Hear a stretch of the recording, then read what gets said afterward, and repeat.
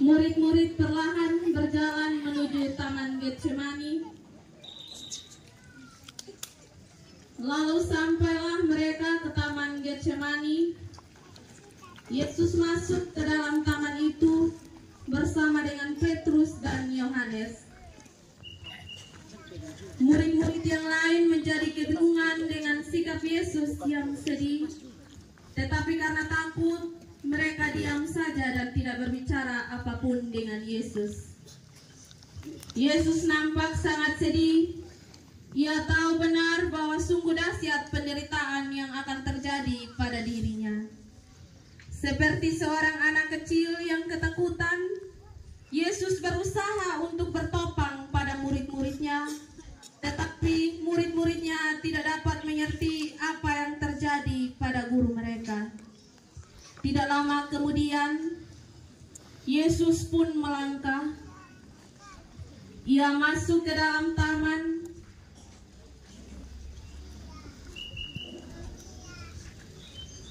Sesampainya di sana, ia berlutut di dekat sebuah batu besar dan mulai berdoa.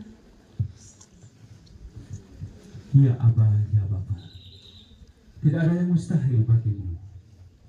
Jikalau mungkin, ambillah cawan ini daripadaku, tetapi janganlah kehendakku, melainkan kehendakmu yang jadi. Peluhnya berubah menjadi darah, merupakan gambaran betapa perihnya penderitaan yang harus ia pikul. Merupakan gambaran bahwa mereka tidak dapat diandalkan dalam kesulitan itu. Dalam keheningan itu, tampaklah malaikat yang memberi kekuatan kepadanya. Walaupun murid-muridnya tidak dapat membantunya, tetapi nyatalah Allah bersedia menghiburnya. Sekarang ia dapat menyerah sepenuhnya. Ya Bapa, jadilah kita. Yesus kembali bergumul dalam doanya. Setelah selesai berdoa, Yesus melangkah keluar dari taman. Ia menghampiri murid-muridnya dan membangunkan mereka.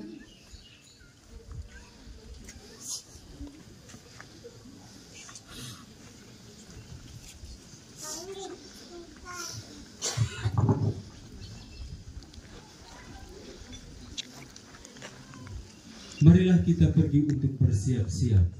Dia yang menyerahkan aku sudah dekat, sebab anak manusia akan diserahkan ke tangan orang berdosa.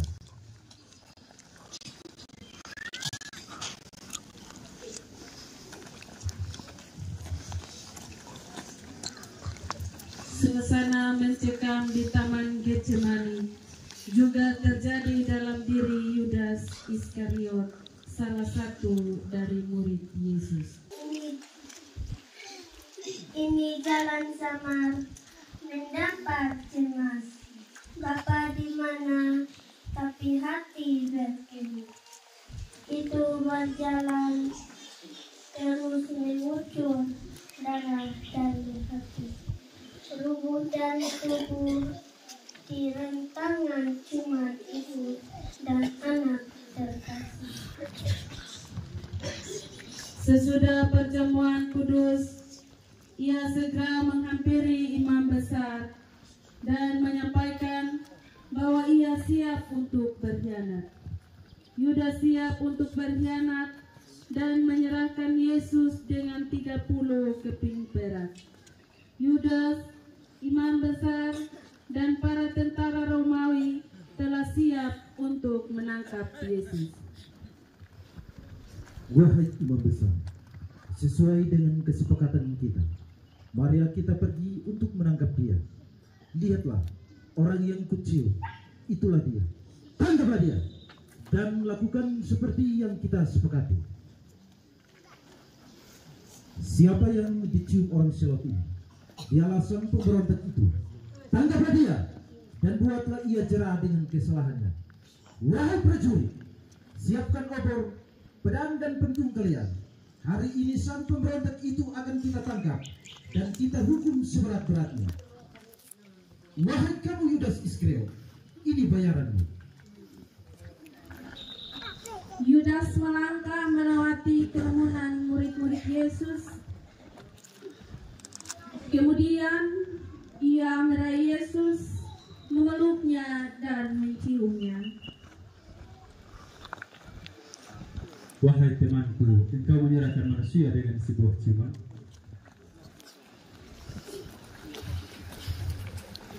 Siapa yang kau cari? Akulah dia. Jika aku yang kau cari, biarkanlah mereka ini pergi.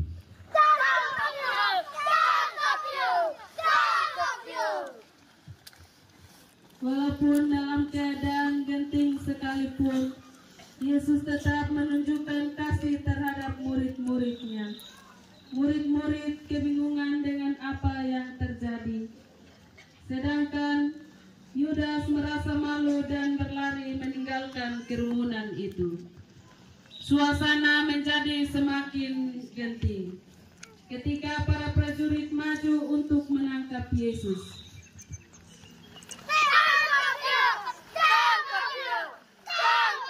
Muncullah keberanian dalam diri Petrus orang Galilea. Dengan pedangnya yang pendek, ia maju dan memotong telinga Malkus, seorang imam besar. Setelah itu, prajurit mulai marah dan mulai menunjukkan kekuatannya. Di tengah suasana kacau itu, Yesus kembali bertita. Ia berdiri di tengah-tengah mereka. Dipungutnya telinga Malkus itu dan dipulihkannya. Semua orang tercengang melihatnya. Masukkan pedangmu ke sarungnya. Atau kau sangka bahwa aku tidak dapat berseru kepada Bapakku supaya ia segera mengirimkan lebih dari 12 pasukan malaikat untuk membantu aku? Semua ini terjadi supaya genap yang dikatakan kitab suci, dan aku telah mengizinkannya dan rela menyambut penderitaan ini.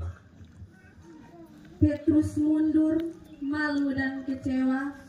Para prajurit maju dan menyikat Yesus. Imam-imam kepala dan tua-tua bangsa Yahudi menyaksikannya dengan sukacita.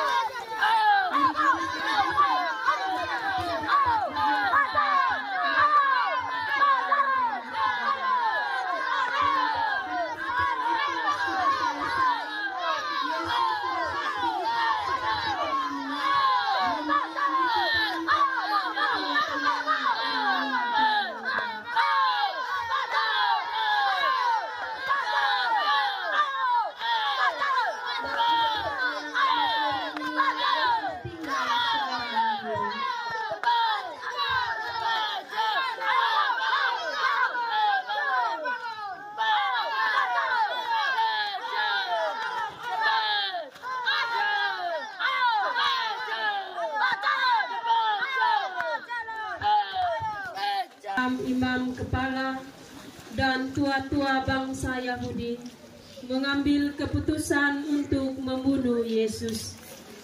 Tetapi karena banyak orang menuntut untuk menghukum Yesus, maka Pilatus memberikan pilihan pada orang banyak untuk mengambil keputusan.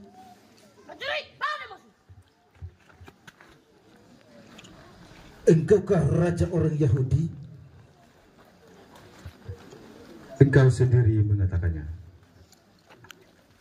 Tidak, engkau dengar betapa banyaknya tuduhan atas saksi-saksi ini terhadap engkau.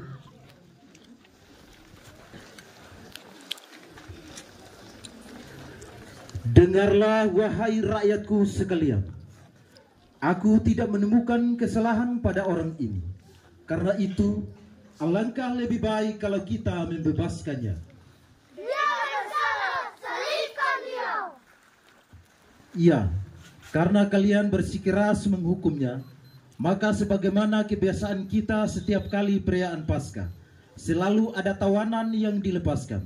Karena itu, saat ini aku menawarkan pilihan pada kalian, untuk membebaskan salah seorang penjahat. Tetapi hendaklah kalian pahami bahwa aku tidak bersalah atas darah orang ini. Dengarkanlah baik-baik. Siapakah yang kalian pilih? Barabas ataukah Yesus yang dipanggil Mesias? Bebaskan Barabas, salibkan Yesus. Bebaskan Barabas, salibkan Yesus. Bebaskan Barabas, salibkan Yesus. Ini adalah keputusan kalian, dan aku tidak bersalah atas darah orang ini. Berbuatlah dia menurut apa yang kalian kehendaki.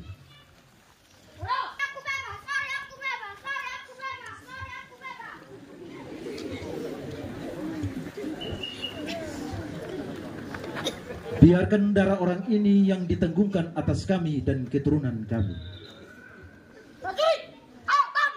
Pengorbanan sang anak manusia pun.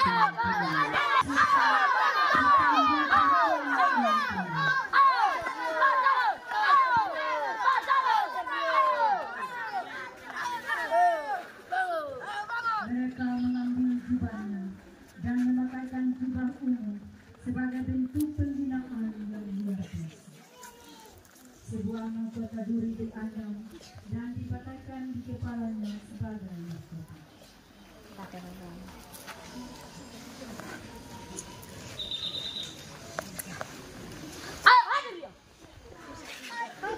Jalan Yesus terus mengalir. Kini sang anak domba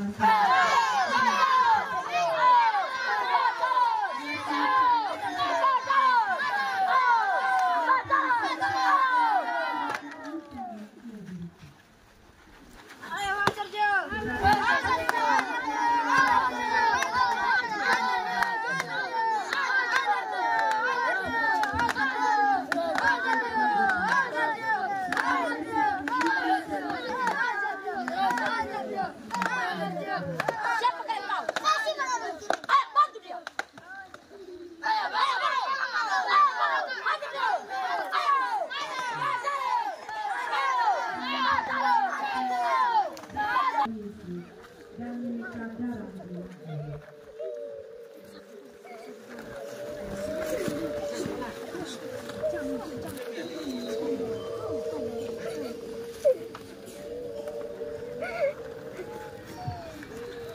Jangan tangisi aku, kami sudah dulu sendiri.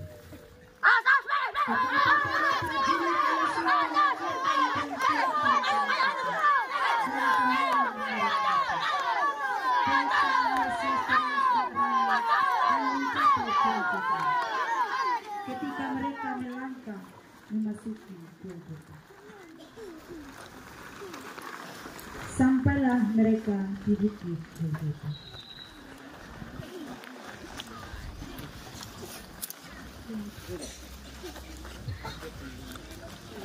Para prajurit mulai menyalibkan Tuhan Yesus. Orang banyak bersorak dan tertawa melihat Yesus yang sudah tersalib. Orang banyak yang hadir pada waktu itu tidak henti-henti meneriakkan kata-kata yang menghujat dan menghina Yesus.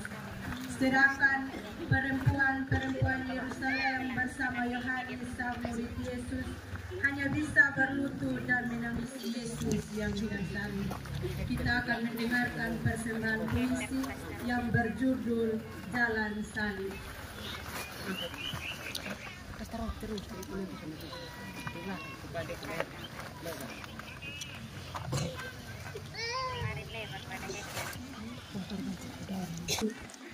Langkahmu tertatih menuju salib Golgota, dengan badan penuh luka, sayatan aniaya, darah mengalir tercecer di mana-mana. Demi Yesus keselamatan manusia. Teddy dan Terry pasti terang. Kini kau telah teramati, tidak dibangkit kembali. Hidup kita telah diberi bagi mereka yang ingin.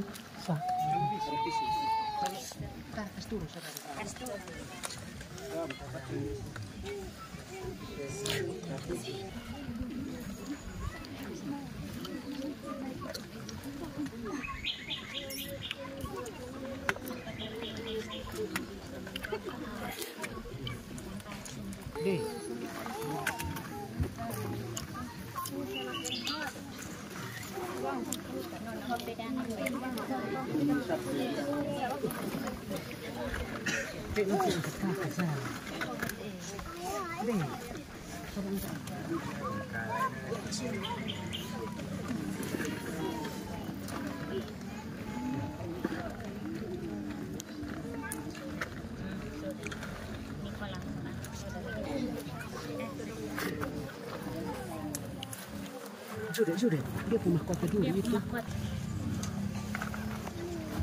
Itu kayak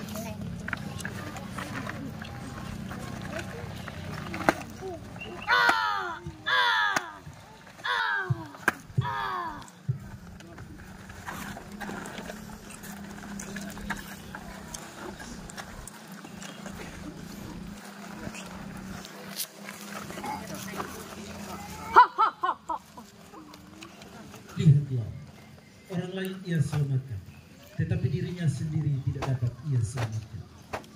Jika Yesus selalu membuat mujizat itu, Mereka terus menerus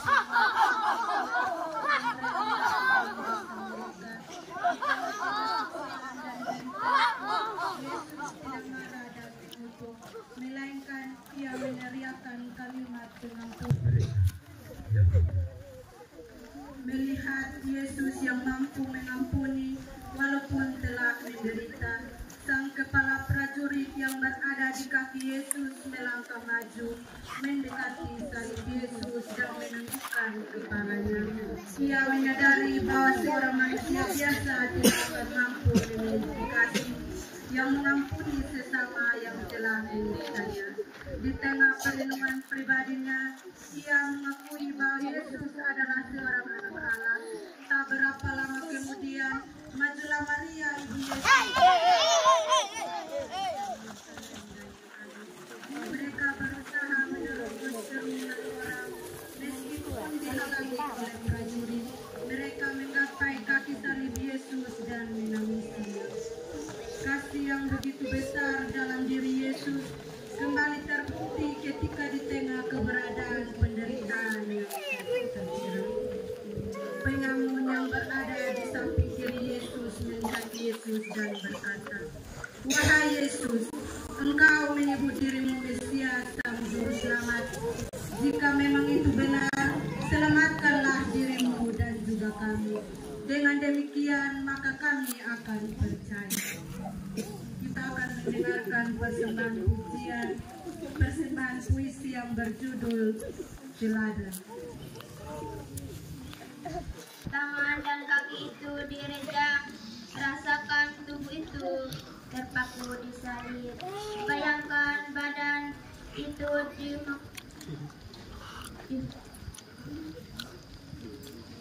lihat tangan dan kaki itu direjang, rasakan tubuh itu terpaku di salib. Bayangkan badan itu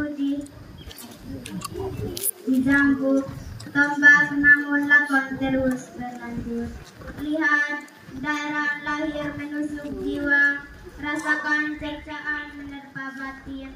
Semua begitu memilukan, semua begitu menyayat, semua begitu mengiris, terurai dalam ketulusan, kepasrahan, kelembutan, ketegaran. Citra teladan menyelamatkan dalam wujud junjungan manusia. Tuhan Yesus telah menyelamatkan kita semua.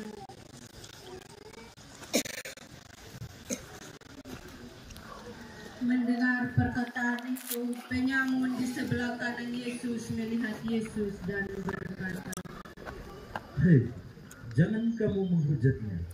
Tidakkah engkau takut kepada Allah? Kita memang layak dihukum, tetapi orang ini tidak bersalah. Wahai Yesus, aku percaya bahwa engkau tidak bersalah. Karena itu, ingatlah akan aku ketika engkau datang sebagai Raja."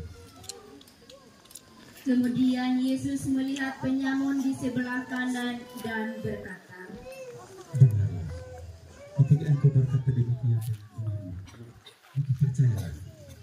Sesungguhnya hari ini engkau bersama-sama dengan aku di tanah Firdaus." Kemudian di tengah-tengah penderitaannya yang hebat, Dengan suara lantang Yesus berteriak memanggil Sang Bapa, memohon pengasihan atas penderitaannya. Ya anakku, mengapa engkau meninggalkan?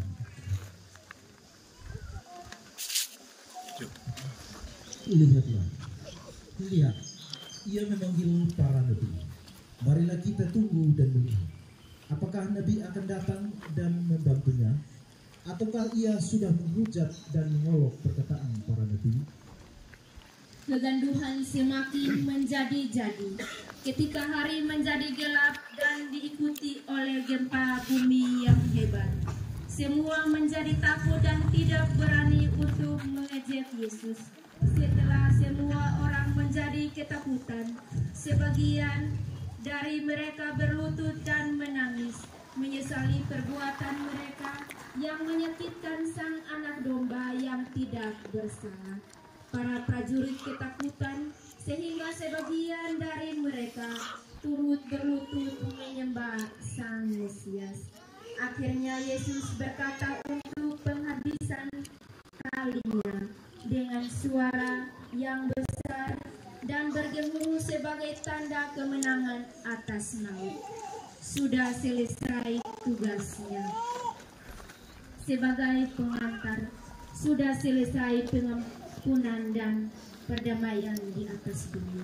Sudah selesai yang berat itu. Sekarang kemenangan telah menantinya. Sekarang kerajaan kekal menyambutnya. Semuanya sudah selesai. Ya Bapa-Bapakku, semuanya sudah selesai. Di dalam tangan-Mu kuserahkan nyawaku. Sesudah berkata demikian, Yesus pun menghembuskan nafas terakhirnya dan mati di atas kayu salib itu. Pengorbanannya telah selesai. Pada saat Yesus mati, bumi bergetar dengan dahsyatnya. Segenap alam turut bersaksi mengenai karya penyelamatannya. Kepala pasukan dan banyak orang yang ada pada waktu itu menjadi takut, kemudian berlutut di kaki salib dan bertobat. Sedangkan para imam besar dan penguasa agama berlari karena sadar akan dosa mereka. Karya penyelamatan telah berakhir. Sang Mesias telah menyembuhkan luka semua umat manusia. Selesai. Kita mendengarkan.